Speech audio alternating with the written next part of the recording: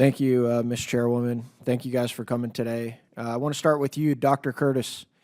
As a dental surgeon who was present in the hospital room the day President Kennedy was shot, you were able to observe his wounds and maybe some of his medical records. Is that correct? Yes.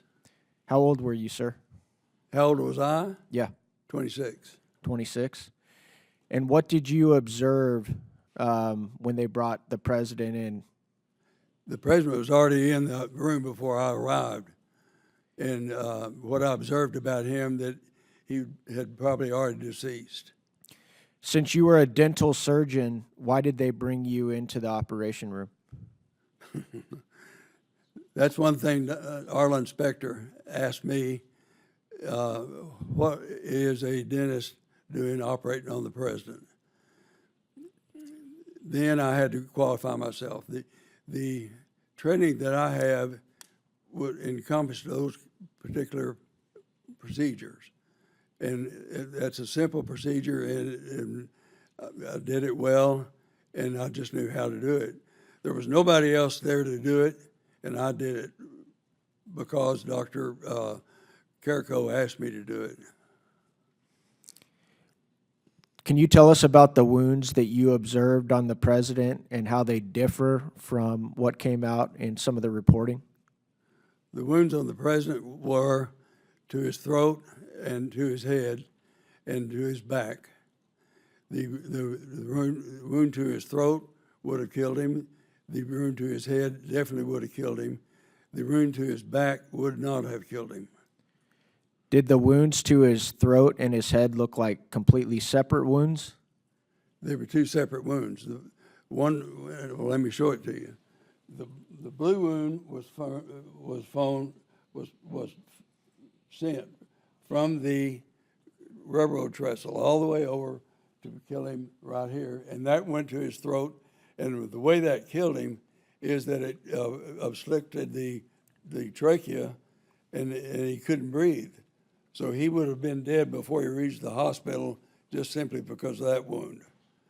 The other wound that he had to his head would have killed him instantly because it removed about a third of his brain. Thank you.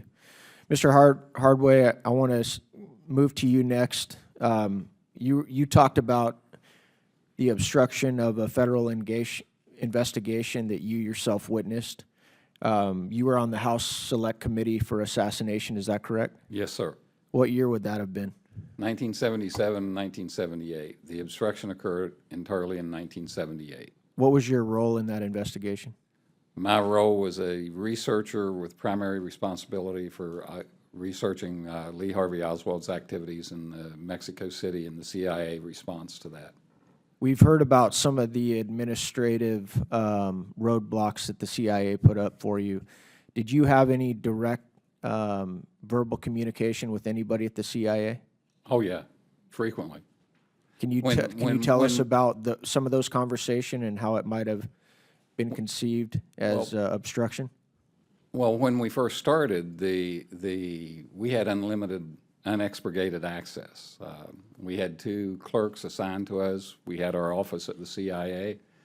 Pretty much went to work out there every morning. We'd ask for a file. They would go get it. We would review it. It was unredacted and given to us in its original state.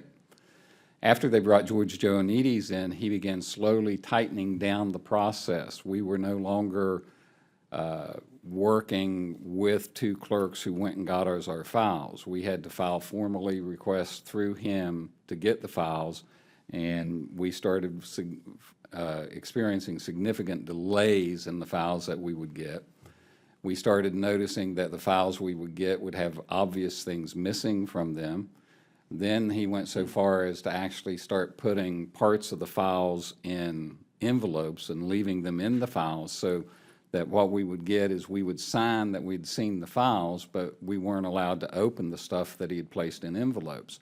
That came back to haunt us later in dealing with the final report and some of the things we were trying to get out of them, when they would tell the chairman of the committee, he's seen that, here's where he signed for the file, And I would have to explain to Chairman Stokes that, no, that was not in the file when I saw it, because that was what I was looking for, and it was not there. It must have been in one of the envelopes. And so he eventually just shut us down. It culminated on one file that I really wanted to see. When it was presented to me, Mr. Joannides showed up himself to give it to me. He was actually bouncing on his toes. Him and Scott Breckenridge brought the file to me at the CIA, called me back out there to see it. It had not just been redacted, it had been retyped with the redactions in white space as it had been retyped. It was a report on a debriefing of a certain person. I exploded. I acted like a very angry 24-year-old and had choice words for both of them, and stormed out of the office and went back to the headquarters. I subsequently, thanks to Judge Tenheim's work, saw the memorandum to the record that Mr. Breckenridge wrote. And the memorandum for the record says that the file was shown to me and, quote, no objections were recorded, close quote.